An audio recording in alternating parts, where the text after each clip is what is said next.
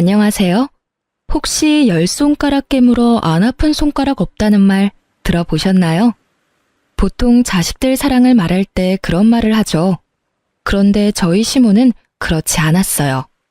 아무리 물고 뜯어도 안 아픈 손가락이 딱 하나 있었어요.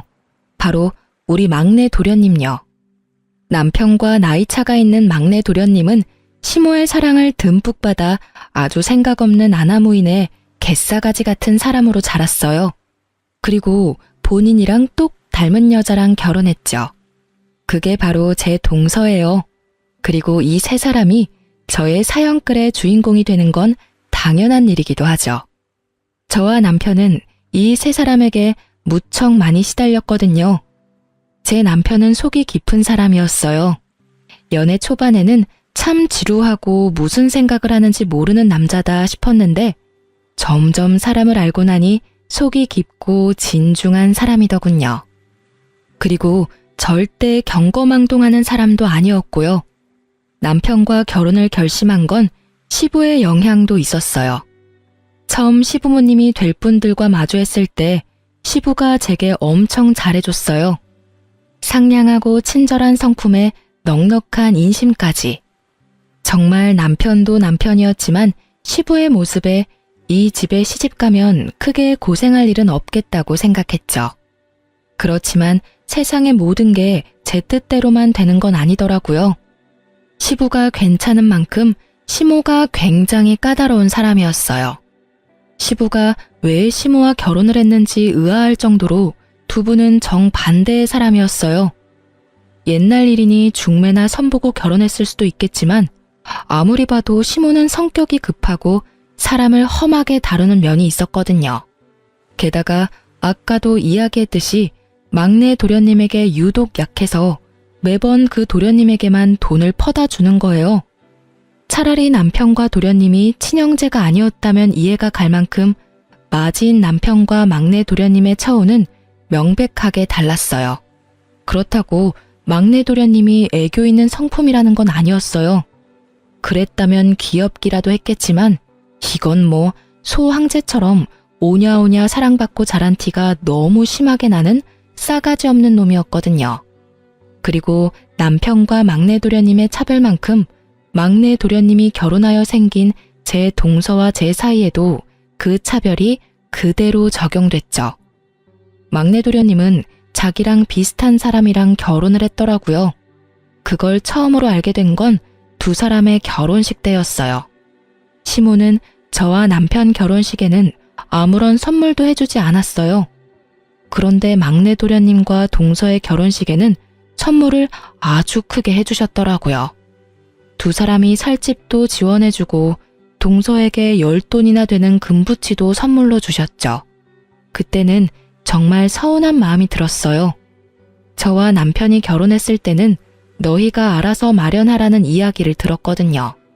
선물을 바라는 것도 아니고 당시에는 그게 당연한 일이라는 생각을 했는데 막내 도련님의 결혼식을 보면서 뭔가 억울한 기분이 드는 건 어쩔 수 없는 일이었죠. 비교가 되니까요. 금부치에 대한 욕심보다는 그게 시부모의 애정과 관심이라는 생각이 드니까 더 비교되어서 우울했던 것 같아요. 그렇지만 형님 된 제가 동서에게 그런 마음을 가지면 안 될 것 같아 열심히 제 마음을 추스렀지만 생각보다 그게 쉽지 않더라고요. 동서는 아주 대단한 사람이었거든요. 시모를 어떻게 구워 삼는지는 모르겠지만 매번 시모에게서 돈을 받아가는 솜씨가 대단했어요. 게다가 매번 힘든 일은 빠지는데도 시모는 그런 동서 탓을 하거나 혼낸 적이 전혀 없었어요. 특히 명절이나 김장철에는 절대로 일찍 온 적이 없었어요. 일이 다 끝나고 오는데도 시모는 여전히 동서에 대한 애정뿐이었죠. 한 번은 제가 시모에게 말했어요. 어머님, 동서가 항상 늦는 것 같은데 이번에는 시간을 좀 늦추는 게 어떨까요? 시간을 왜 늦춰? 걔야 일이 있으니 늦는 거겠지. 너 혼자 일하는 게 지금 힘들다고 내 탓하는 거니? 내가 젊었을 때는 이런 건 일도 아니었어. 그러니까 앓는 소리 그만하고 손이나 빨리 움직여. 제가 혼자 해서 힘들다기보다 동서가 이 일에 익숙해지지 못해서 실수를 할까봐 그러죠. 여러 번 해봐야 손에 익기도 하고 실수도 없을 텐데. 지금 남 실수 신경 쓸 때니? 너야말로 열심히 좀 해. 넌 매번 하는데도 실수하고 모른다고 하지 않니? 바쁜 사람 괜히 신경 쓰이게 하지 말고 어서 움직여 어서. 매번 제 이야기는 묵살당하기 일쑤였죠. 그게 너무 억울했어요. 그렇게 답답한 마음을 안고 지내던 어느 명절 전날, 저는 시부 혼자만 있는 시댁에서 열심히 요리 준비에 여념이 없었어요. 설날 차례상을 준비하고 손님 대접 음식까지 하려면 손발이 모자랐어요. 시모는 아침부터 나가고 없었어요. 몇 번째인지 모를 명절 전날 아침 출타였어요.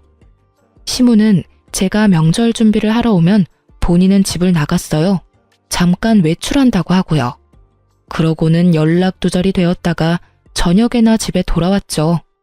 저에게 모든 일을 시키려는 일이라는 걸 알게 된 건 그게 3번째쯤 되었을 때였어요. 몰래 한숨을 쉬며 일을 하는데 전화기가 계속 울리더군요. 바빠서 받지 않으려다가 쉬지도 않고 울리는 전화를 보니 친정엄마였어요. 집에 무슨 일이 있나 싶어 전화를 받았는데 생각보다 급한 목소리의 엄마가 말하더군요. 예, 너희 아버지 지금 구급차 실려갔어. 지금 나뿐인데 너무 무서워 딸. 병원에 와주면 안 되니? 어머니의 목소리는 거의 공포에 질려 있었고 저도 당황했어요. 황급히 시계를 보니 오빠네가 올 시간은 절대 아니었죠. 알았어. 어느 병원인지 문자 보내놔. 지금 당장 갈게.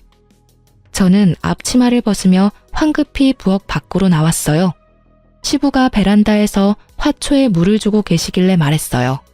아버님, 정말 죄송한데 지금 친정아버지가 쓰러지셔서 병원에 계시다고 하셔서요. 당장 나가봐야 할 것 같은데 괜찮을까요? 시부가 깜짝 놀라더니 말하더군요. 많이 안 좋다고 하던가? 응급실 실려갔는데 뇌출혈인 것 같다고 하셔서. 저는 두려움으로 두근거리는 심장을 부여잡고 시부에게 말했어요. 시부는 제게 걱정 말라며 등을 토닥거려 주더니 말하더군요. 병원이 어디야? 아침에 택시 잡기도 힘들 테니 내가 데려다 주마. 저는 그렇게 시부의 차를 타고 병원으로 갔어요. 그리고 가는 길에 동서에게 전화를 했죠. 동서, 나야. 혹시 오늘 좀 일찍 올 수 있어? 친정 아버지가 쓰러지셔서 병원에 입원해 계시는데 지금 가봐야 하거든. 그런데 지금 시댁에 어머님도 안 계셔서 동서가 좀 봐줘야 할 것 같은데. 제가 그렇게 말하자 수화기 너머로 한숨을 쉬는 소리가 들리더니 동서가 말하더군요. 네, 알았어요. 제가 가서 볼게요. 고마워 동서. 시댁 현관문 도어락 비밀번호는 알지? 내가 장은 다 봐놨고 밑준비하다가 나왔으니까 그렇게 양이 많지는 않을 거야. 오늘만 좀 부탁해. 솔직히 이렇게 말하는 것도 지금 생각하면 웃긴 일이었지만 그때는 저도 참 순진했었죠.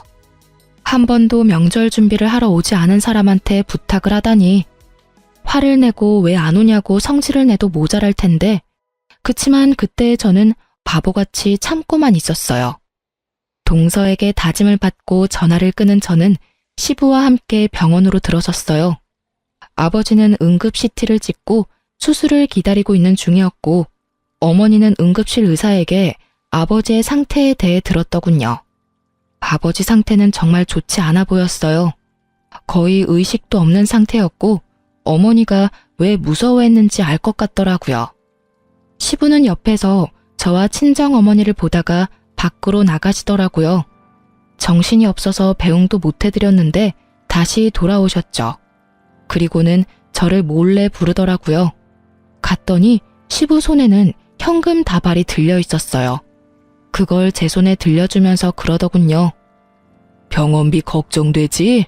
얼마 전에 사돈총각 결혼한다고 돈 많이 들었을 텐데 사돈한테는 내 이야기 하지 말고 네가 모은 돈이라고 하고 드려. 그렇잖아도 큰일 치러서 정신도 없으실 텐데 바깥 어른도 저렇게 되셔서 마음이 많이 힘드실 거야. 제가 흘려가며 했던 말을 귀에 담아두신 시부의 모습에 저는 눈물이 절로 나더라고요. 그 삭막한 시댁에도 내 편이 있구나 싶어서요. 게다가 정말로 저희 집에는 돈이 없었거든요. 아버지는 토목업 종사자로 넣어둔 보험도 많지 않고 제한적이었거든요. 저는 시부에게 연신 감사하다는 말을 했고, 시부는 오래 있는 것도 부담스러울 수 있으니 집에 가 있겠다고 하시고는 가셨어요. 저는 엄마를 위로하며 돈을 건네줬어요. 그렇게 아버지 수술도 끝났고 오빠네가 올 때까지 기다렸죠. 그런데 오빠네도 좀 늦더군요. 저녁 시간대쯤 되자 시모에게서 전화가 왔어요. 예, 넌 도대체 어디 가서 여지껏 안 들어와? 게다가 부엌에 이것들은 다 뭐야? 너 준비도 안 해놓고 놀고 있으면 어떡해? 혹시 동서는 안 왔나요? 저 친정아버지가 쓰러져서 병원에 와 있다고 동서한테도 미리 연락해서 부탁한다고 말해놨는데. 네 동서야 왔지. 그런데 네 동서는 그런 소리 들은 적 없다고 하는데 무슨 소리야? 항상 하던 대로 네가 명절 준비 다 해놨을 거라고 생각하고 지금 집에 왔는데 애들 대접해줄 것도 없고 이게 무슨 꼴이야 대체? 저는 너무 억울했어요. 분명히 동서에게 말했는데 동서가 거짓말을 하니 말이죠. 그렇게 실랑이를 하는데 오빠네가 왔길래 저도 황급히 시댁으로 돌아왔어요. 시댁에 들어가니 시모가 한껏 화난 얼굴로 절 기다리고 있더군요. 너 요즘 막 나가는 거 아니니? 네가 맏며느리인데 이런 식으로 굴면 밑에 애가 뭘 보고 배워? 어머님, 제가 말했다시피 저 병원에서 이제 오는 길이에요. 친정 아버지 쓰러지셔서 병원 갔다 왔다고요. 그리고 동서한테도 제가 아침에 미리 말했고요. 전화를 받긴 했는데 변명치고는 좀 허접하잖아요. 형님이 힘드셔서 일을 쉬고 싶으셨던 건 이해하는데 아버지가 아프다니 어떻게 명절에 일하기 싫다고 아버지를 팔아먹어요? 그래서 내 말이 거짓말 같아서 안 왔다고? 동서는 내가 하는 말이 다 거짓말로 들리나 봐. 내가 하는 말이 가짱게 들리지? 이 정도쯤 되니 저도 참을 수 없었어요. 열받아서 말도 험하게 나올 수밖에 없었죠.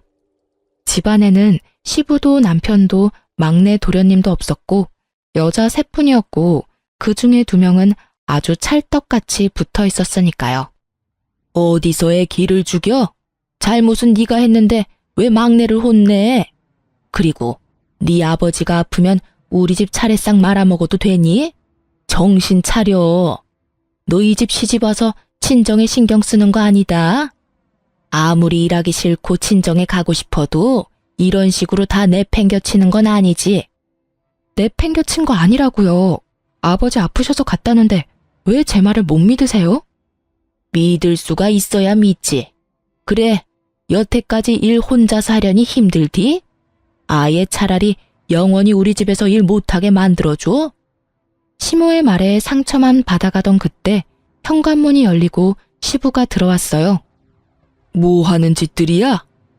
당신은 빠져 있어요. 첫째 며느리가 명절에 일하기 싫다고 도망갔는데 당신은 어디 있다 지금 들어와요? 내가 밖에서 듣다 기가 차서 들어왔어. 2 사람 왜 그렇게 첫째 며느리를 못 잡아먹어서 안달이야? 친정아버지 아파서 병원 갔다 왔다는데 그거 하나 이해 못 해주는 게 어른이야? 둘이서 사람 하나를 이렇게 내몰아. 그거 다 거짓말이죠. 당신은 순진에 빠져서는. 내가 봤어. 내가 보고 왔다고. 안사돈 전화 왔을 때 내가 며느리 병원까지 데려다 줬어. 뇌출혈로 수술하셔야 된다는 의사 말까지 다 듣고 왔다고. 네? 시모가 당황한 표정으로 시부와 저를 번갈아 보더군요. 그러더니 당황한 얼굴로 그러더군요. 넌 그러면 처음부터 그렇다고 이야기하지 그랬어. 왜 말도 안 하고 우리를 나쁜 년으로 만들어?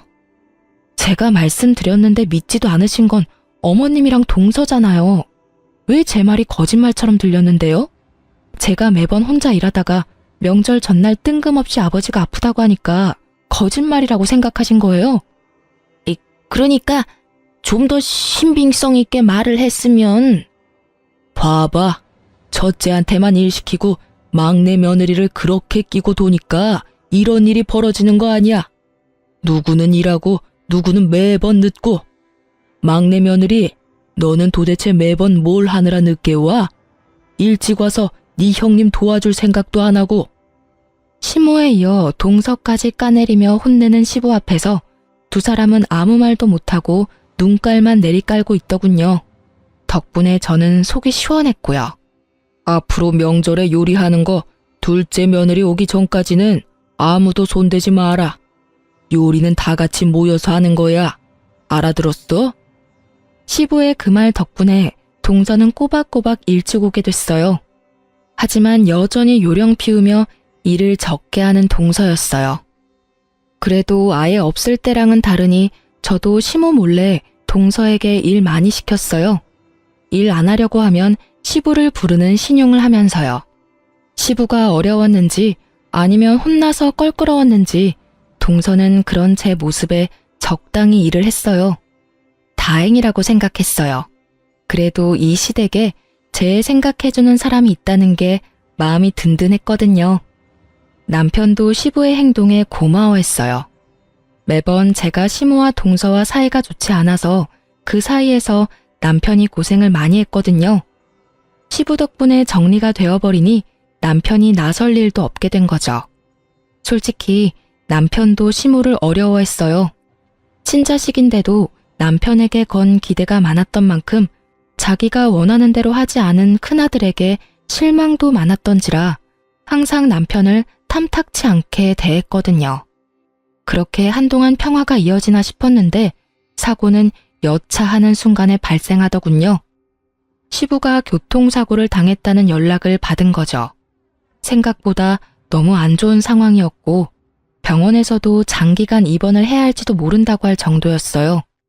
그렇지만 시부는 당장 급한 수술만 하고 집으로 돌아가고 싶다고 하셨죠. 아마 병원이라는 공간이 주는 두려움 때문이었던 듯해요. 어찌됐건 집이 편하니까. 시부의 의견을 듣고 시모는 저와 동서를 불렀어요. 급한 수술 끝나면 아버지 집으로 돌아오실 거다. 상태도 많이 안 좋고 그냥 병원에 있으면 좋으련만 무슨 양반이 저렇게 고집이 센지 무조건 집에 오겠다는구나. 둘 중에 누구든지 한 사람은 합가해. 나 혼자서 아버지 돌보는 짓 나는 못해. 내 나이가 젊은 것도 아니고 다 늙어 빠져서 지금 남편 수발 들어야겠니?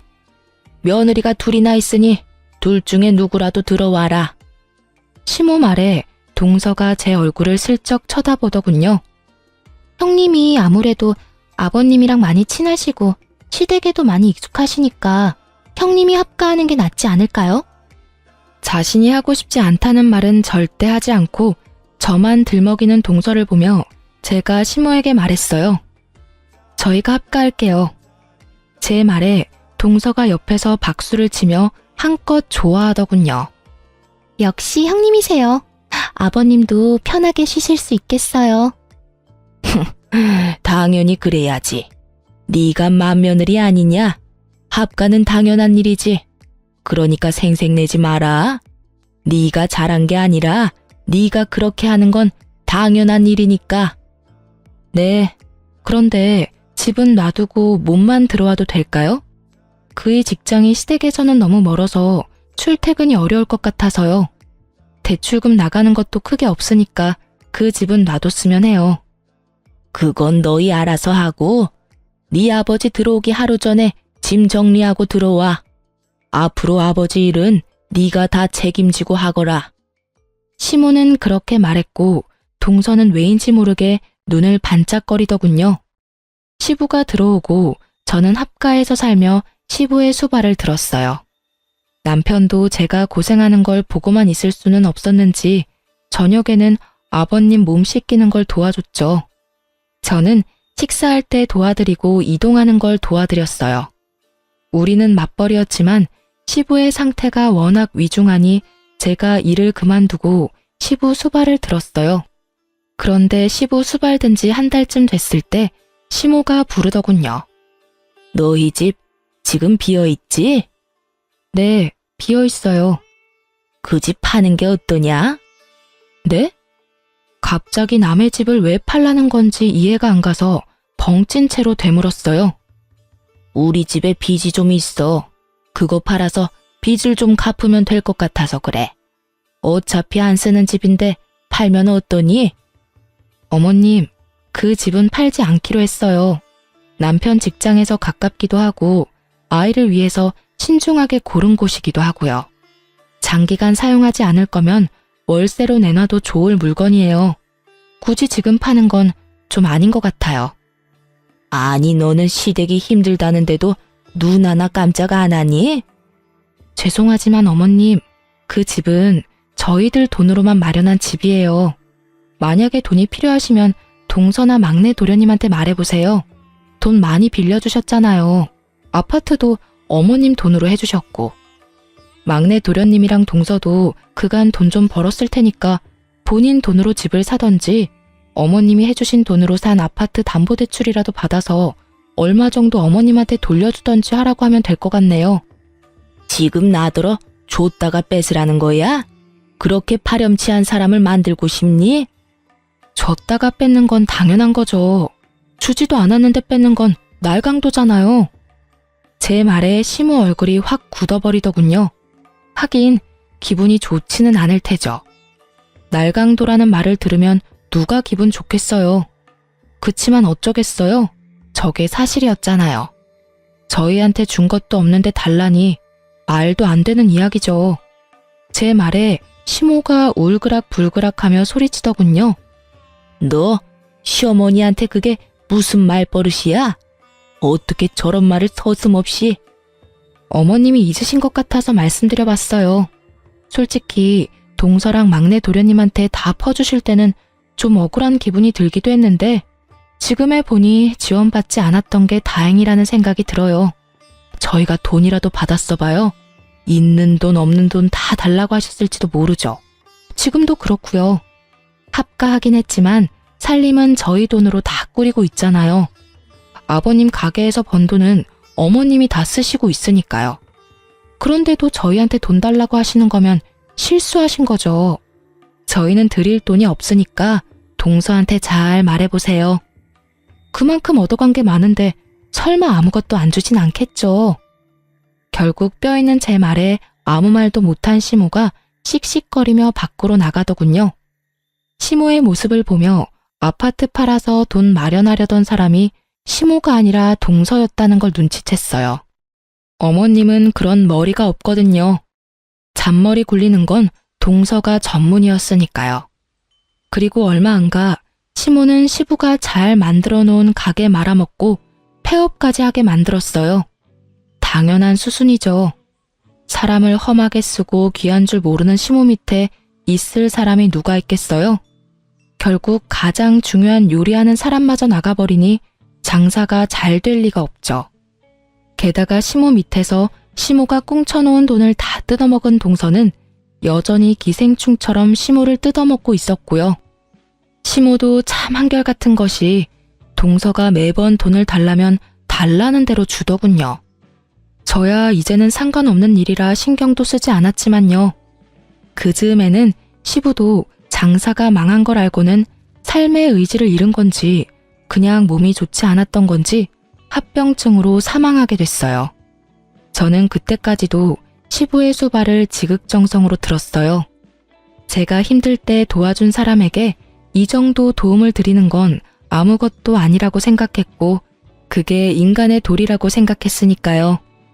그리고 장례를 다 치르고 시댁에 돌아와서 시댁 식구들이 있는 곳에서 말했어요. 아버님이 돌아가셔서 저희 식구는 이제 합가의 의미가 없다고 생각해요. 저희는 이제 원래 저희가 있던 집으로 돌아가겠으니 앞으로는 동서가 어머님네서 합가해서 지내. 여태껏 내가 아버님 수발 들었는데 이제는 동서가 좀 해야지. 그리고 어머님도 나보다는 동서를 더 좋아하시니 동서가 합가해서 어머님 모시는 게 맞는 것 같아. 형님, 그건 아니죠. 그때는 아버님이 아프셔서 형님이 일시적으로 합가하신 거고 아버님이 돌아가셨으니 합가는 이제 없는 일인 거잖아요. 굳이 저희가 합가를 할 필요가 없는 것 같은데? 동서, 아버님 이제 막 돌아가셨어. 어머님 기분이 어떠시겠어? 이 집에 마음 맞는 사람이라도 있어야 어머님이 마음이라도 편하게 있으실 수 있잖아.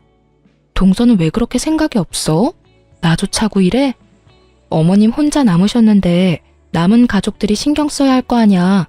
그리고 여태껏 동서가 어머님한테 받은 게 얼만데 이 정도도 못해? 여태껏 받은 거 돌려드린다 생각하고 잘 모셔. 그리고 어머님한테 받은 돈으로 마련한 집은 팔고 들어오는 거 잊지 마. 제 말에 시모는 환하게 웃으며 반겼고 동서는 완전 죽상을 하더군요. 물론 시모 앞에서는 그런 표정 짓지는 않더라고요. 하긴 시모에게 뜯어먹은 게 얼마인데 양심이 있으면 그런 얼굴 하면 안 되죠. 좋다고 합가하겠다고 넙죽 받아도 모자랄 판에. 그렇지만 동서의 그 모습을 보니 저도 입가에 웃음이 저절로 떠오르더라고요. 앞으로 고생하게 될 동서의 미래가 머리에 자연스럽게 그려졌으니까요. 결국 동서는 시모의 압박으로 집을 팔고 시댁으로 들어오게 됐어요. 그리고 집 판 돈은 시모에게 흘러 들어갔죠. 시부의 장사가 망해서 폐업했다고 했잖아요. 그것 때문에 빚진 게 좀 있었거든요. 결국 그 빚 갚는데 돈이 다 들어가는 바람에 아무것도 없이 시댁으로 들어온 거죠. 저희는 시모와 연락을 끊게 됐어요. 자연스레 그렇게 된 것 같아요. 그쪽도 저희한테 관심이 없었고 시부가 없는 시댁은 저희가 관심이 없었죠. 시부의 재산은 시모에게 넘어갔어요. 시부 명의의 집과 가게였죠. 저희는 그런 거 관심 없었어요. 우리 힘으로 만든 집이 있었으니까요. 그리고 시부의 수발을 들던 중에 시부에게 한 가지 언지를 받은 게 있었어요. 시부가 돌아가시기 전에 저한테 그랬어요. 며느라가 내가 내 욕심에 병수발 시킨 것 같아 미안하다. 아버님, 제가 하고 싶어서 하는 거예요. 저희 집 힘들 때 도와주신 것도 아버님이시잖아요. 저는 아버님에게 어떻게든 도움이 되고 싶어서 합가하기로 한 거예요. 그러니까 그런 말씀 마세요. 그래, 내가 보니 네 시어머니가 장사를 다 말아먹고 있더구나. 10년 넘게 같이 일하던 직원도 잘라버리고 내가 죽고 나면 이 집에 제대로 남아있을 재산이 없어.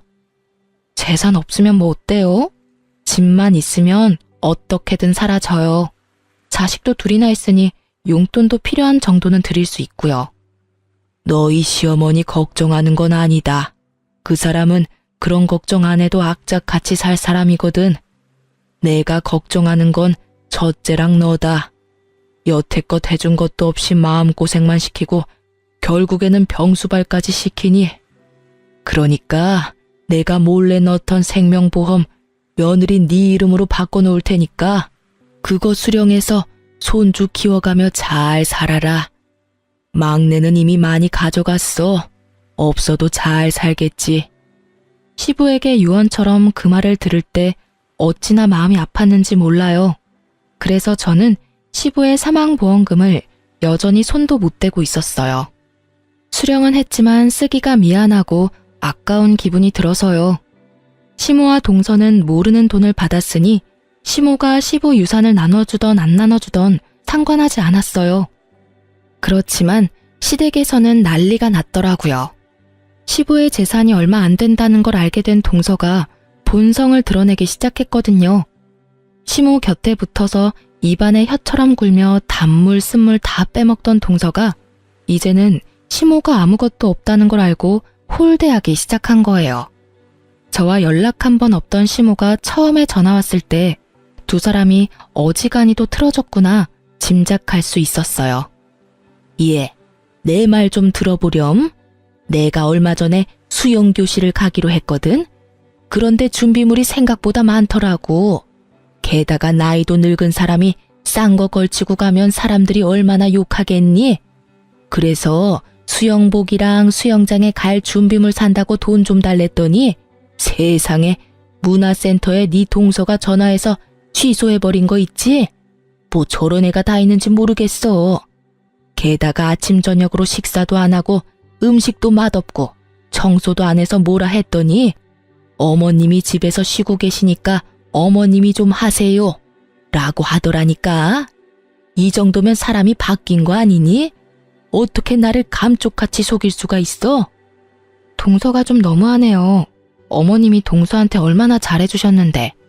가방도 사주고 집안일도 안 할 수 있도록 빼주고 집도 사줬는데 말이죠. 혹시 돈 빌려주실 때 차용증 받은 건 없으시죠? 그거라도 있으면 어떻게든 되지 않을까 싶은데. 그래도 가족끼리 그런 걸로 이야기하는 것도 좀 그렇긴 하죠. 제 말을 듣던 시모가 갑자기 조용히 뭔가 생각하는 것 같더니 급하게 전화를 끊더군요. 그래도 급하다고 저한테 네가 대신 자기를 돌보라는 말은 안 하더군요. 하긴 한번 해보니 저와 시모가 얼마나 맞지 않는지 알게 됐으니까요. 그리고 그 뒤에 남편을 통해서 알게 됐어요. 시댁에서 시모와 동서가 돈 때문에 난리 났었다고 하더라고요. 돈 없다고 시모 홀대하던 동서가 결국 시모가 들이민 차용증에 먼저 나가 떨어진 거죠. 동서는 시모가 차용증을 가지고 있다는 걸 몰랐더라고요. 모를 수밖에요. 어머님이 아들을 통해서 받아두셨더라고요. 아버님이 악착같이 살 거라는 말이 빈말은 아니었던 거죠.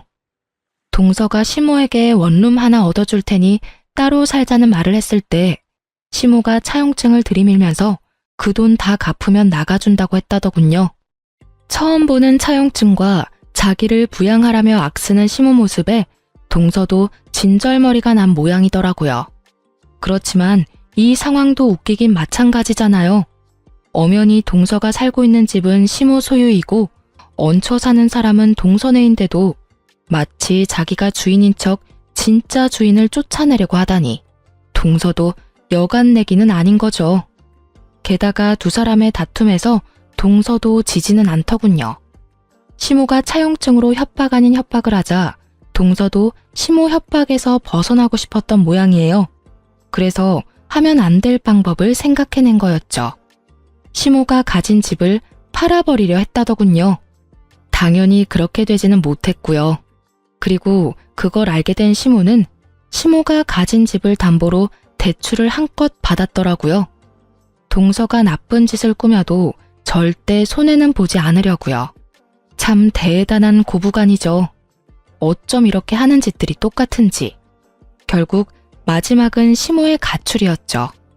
시모가 동서에게 져서 나온 게 아니라 시모가 동서에게 준 것을 모두 빼돌려서 나온 거더라고요. 그렇게 가출해서 방문한 곳이 저희 집이었어요.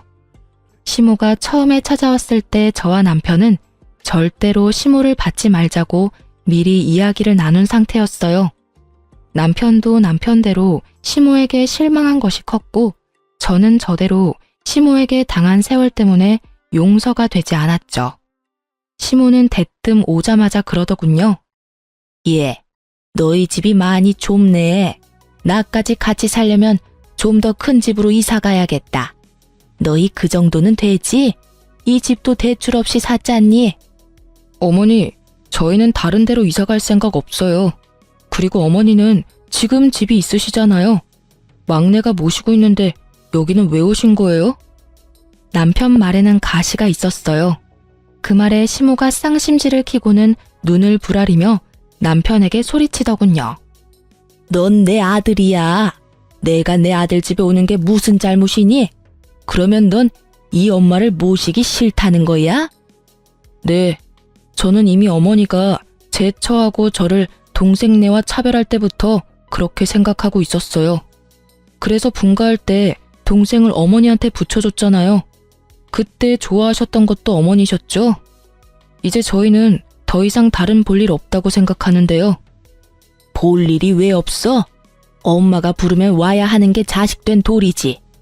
네가 싫다고 해서 네가 나를 부양해야 할 의무에서 자유로워지는 거 아니야. 너희들은 나를 부양해야 할 의무가 있다고. 어머니, 저희는 이미 아버지 병수발까지 들어가며 부양했어요. 나머지는 동생이 할 일이죠. 그리고 솔직하게 말해볼까요? 아버지가 남긴 유산, 저희 몫은 아무것도 없었잖아요. 어머님이 쥐고 안 놓아주셨으니까요. 그래서 저희도 어머니하고 할 말 없어요. 남편은 시모에게 냉정하게 말했어요. 말투가 냉정했을 뿐 하는 말은 모두 사실이었죠. 그렇지만 시모는 그게 마음에 들지 않았던 모양이더라고요. 그래서 너희가 받은 거 없다고 지금 나한테 이러는 거니? 네, 그러니까 저희한테 부양하라 마라 말하지 마세요. 그게 그렇게 마음에 걸렸으면 말을 하지 그랬어. 내가 지금이라도 한몫 떼주마. 원하는 금액이 얼마야? 내가 그냥 나온 줄 아니? 나도 돈 가지고 나왔어. 정말 자식이라고 둘 있는 것들이 돈만 밝혀서는. 저희는 돈 필요 없어요. 아버지가 남겨준 보험금 있으니까요. 그거 가지고 쓰면 되니까 어머니까지 저희한테 돈 쓸 생각하지 마시고 그걸로 막내네나 잘 구슬려 보세요. 남편이 그렇게 말하고는 열이 받는지 자리를 떴어요. 시모는 남편 뒤를 쫓으며 황급히 물었죠. 야, 보험금? 무슨 보험금인데? 나는 그런 거 못 들었어. 너희 나 속이고 돈 가져갔어? 시모가 난리 치길래 저도 결국 시모에게 말했어요. 아버님이 돌아가시기 전에 제 앞으로 수령인 바꿔주셨어요. 그래서 어머님이 몰랐을 수도 있어요. 그 돈에 대한 권리는 저한테 있어요. 그래서 어머님이 저희한테 아버지 재산 나눠주지 않아도 별말 안 했고요. 그런 게 어딨어? 남편이 사망했으면 보험금은 아내가 갖는 게 당연한 거 아니니? 설마 너희 수령인 조작한 거 아니야? 시모는 자기 생각대로 열심히 소설을 쓰고 있었어요. 그래서 제가 말해드렸죠. 아버님이 직접 저를 데리고 보험사 가서 바꾼 거예요. 어머님이 아버님 병원 진료 데리고 가셨으면 수령인이 바뀔 일도 없었겠지만 어머님은 저한테 아버님 일 다 맡기셨잖아요. 못 믿겠으면 보험회사에 직접 연락해 보시던가요. 시모는 어느 보험회사인지 알아내서는 집을 나갔어요. 어디로 가는가 싶었더니 집 나왔던 동선회로 다시 돌아갔더군요. 사망보험금 앞에 다시 뭉치기로 결정한 모양이었어요. 참 한결같고 참 똑같은 고부였어요. 결국 동선회도 시부가 남긴 보험금에 대해 알게 됐죠. 그리고 두 사람은 번갈아가며 저희 집에 찾아와 저희에게 돈 내놓으라며 난리를 피우더군요. 남편은 평일에는 항상 늦게 오는지라 이 사람들을 만날 수 없었으니 결국 이들을 상대하는 건 저였어요. 그리고 저는 더 이상 참지 않았어요. 돈 내놔. 네가 뭔데 우리 남편 보험금을 가져가? 그 보험금 내 거라고. 그래요. 형님이 무슨 수로 아버님 깨어내서 보험 수령인 바꿨는지는 모르겠지만 저희는 그거 용납 못한다고요. 용납을 못하면 뭐 어쩔 건데? 수령인을 전화로 바꾼 것도 아니고 아버님이 직접 가서 본인 의지로 말해서 바꾼 거야. 그건 보험회사에서도 확인 가능한 건데 혹시 전화 안 해본 거야? 아, 몰라요. 암튼 왜 아버님 보험금을 형님이 다 가져가냐고요. 아버님 남은 재산을 다 가져간 건 어머님이랑 동서지. 내가 뭘 가져갔어? 내가 가져간 것보다 더 많은 걸 동서가 가져갔을걸?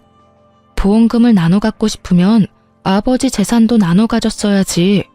왜 줘야 할 건 안 주고 정당하게 받은 내 것을 빼앗으려 들어? 하긴 그 나물에 그 밥이라고. 어머님하고 똑같이 동서도 날강도네. 칼만 안 들었지 아주 협박하는 수준이 대단하네. 뭐라고요? 말 다 했어요? 그리고 재산 나눌 것도 없었어요. 빚만 가득해서 쥐뿔도 없었는데 무슨? 그래, 네 시아버지 죽으면서 재산 한 푼 남겨준 거 없어. 다 빚덩어리였지. 그거 갚느라고 아직도 고생 중인 건 너희 모르니?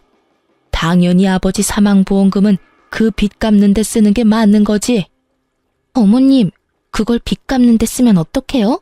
그 돈은 저희한테 주셔야죠. 어머님 말대로 집 팔고 들어왔다가 손해를 얼마나 많이 본 줄 아세요? 저희 집 판 돈으로 빚을 갚았으니까 그 돈은 저희한테 줘야 하는 게 맞는 거죠. 여기서도 동서의 기적의 논리는 계속되더군요. 동선의 집 자체가 시부모의 돈으로 된 시부모 명의의 집인데 그걸 팔았다고 그 집이 자기 집이 된 것처럼 말하는 게 참 인상 깊었어요. 보험금은 제 손에 있는데 두 사람은 서로 자기가 가져야 된다며 앞에서 참 열심히도 싸우더군요. 남의 집 앞에서 그만들 하세요. 그 보험금의 수령인은 저고 이미 제가 받았어요. 법적으로 문제될 소지 전혀 없으니 돌아가세요. 돌아가지 않고 계속 여기서 시끄럽게 구시면 지금 당장 경찰서에 신고할 거예요. 예, 넌 내 며느리야. 세상에 아무리 사이가 틀어졌어도 시어머니를 내쫓는 며느리가 어딨어? 내가 너희한테 뭘 그렇게 잘못했어? 네 남편 키워준 게 나야. 클 때는 이거보다 돈 더 많이 들어. 배은망덕한 것들이. 어머님, 저는 어머님 자식 아니에요. 그리고 저 결혼한 이후로 어머님이 저한테 뭔가 해주신 적 단 한 번도 없었어요. 그럴 때는 모두 아버님이 해결해 주셨죠. 그러니까 제가 은혜를 갚을 사람도 아버님이고요. 어머님은 제가 아니라 동서에게 많이 베풀었잖아요. 저한테는 한 번도 사준 적 없던 값비싼 물건의 용돈들, 게다가 손에 물 하나 묻히지 않게 고이고이 지켜준 거 생각하면 제가 아니라 동서한테 돈을 달라고 하는 게 맞지 않나요? 그리고 제 남편이 클 때 얼마를 썼는지는 모르겠지만 양육은 당연한 거고 그걸 받으려고 하시는 게 어이없는 일이죠. 어머님이 첫째 아들에게 잘해주셨으면 첫째 아들이 어련히 알아서 잘 챙겨드리지 않았겠어요? 매번 차별당하면서 컸는데 뭔가 받으려고 하시는 것 자체가 너무 뻔뻔하다는 생각 들지 않으세요? 그리고 분명히 말씀드리는데 아버님 보험 수령인은 저예요. 남편이 아니라. 남편 키워준 걸 내세워서 받으려고 하지 마세요. 저한테 해준 것도 없으면서 어떻게 여기까지 와서 이렇게 뻔뻔하게 행동하실 수가 있어요? 정말 어이가 없어서. 그리고 동서도 마찬가지야. 아버님 수발 들라고 했을 때 나한테 합가하라고 등 떠민 게 동서였잖아.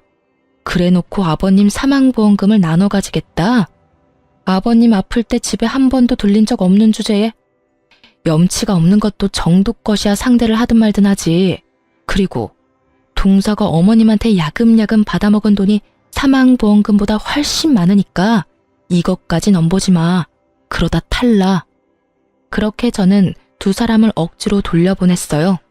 둘이 딱 붙어서 저를 따돌리고 좋은 거 나눠 잡수신 분들이 이제 와서 저더러 돈 달라며 달려들어봤자 늦은 거죠. 모르는 사람이 봤으면 제가 돈이라도 빌려온 거라고 착각할 정도였다니까요. 이 일에 대해 알게 된 남편은 막내 도련님에게 크게 화를 냈고 결국 시모와 동서는 더 이상 저희 집에 찾아오지 않았어요. 시모와 동서가 어떻게 되었는지 나중에 듣고는 한참을 몰래 웃어야 했어요. 동서와 막내 도련님은 결국 시모를 요양원에 보내버렸어요. 시모가 매번 동서와 부딪히게 되고 동서가 막내 도련님에게 매번 잔소리를 하게 되는 악순환이 반복되면서 결국 막내 도련님이 포기한 거죠. 게다가 그때쯤 고관절 골절로 병원에 입원하게 되었으니 요양병원에서 요양원으로 자연스럽게 이동시켰더라고요. 동서에게 이것저것 퍼줄 때는 이런 결과를 전혀 예측 못했겠죠. 그리고 동서는 시모를 내보내고 아주 잠깐 자유를 만끽한 듯 하더라고요. 지금은 누구보다 바쁘게 지내고 있고요. 동서와 막내 도련님이 자기를 요양원에 집어넣을 거라고 예상한 시모가 막내 도련님 카드로 돈을 한껏 빌렸더라고요. 그뿐이면 다행이죠. 저번에 시모가 저희 집에 왔을 때 시댁집을 담보로 대출까지 받아왔었잖아요. 시모가 그 돈들을 아무도 모르는 자기 통장에 다 넣어두고 내주질 않았더라고요.